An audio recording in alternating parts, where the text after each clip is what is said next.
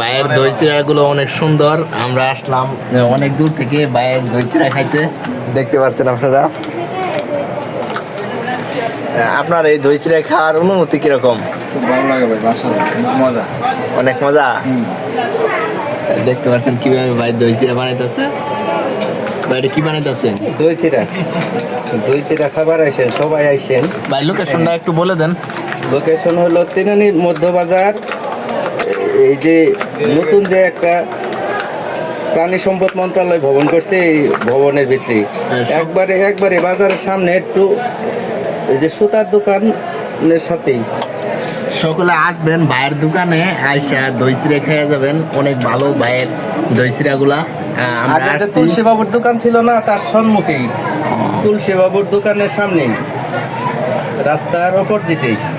আমরা আসছি অনেক দূর থেকে ভাইয়ের দই চিড়া খাইতে। আমার বাড়ি শ্রীবতী, সকলে জানেনি। আর ভাইয়ের বাড়ি হলো তিনানি বাজার।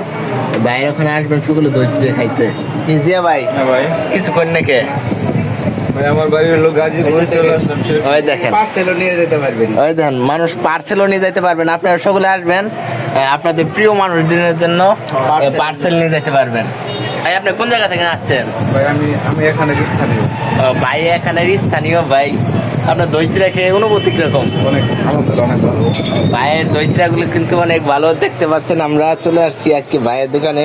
চলে আসবেন এখানে দই চিড়া খাইতে। সকলে ভালো থাকবেন, সুস্থ থাকবেন। আল্লাহ হাফেজ।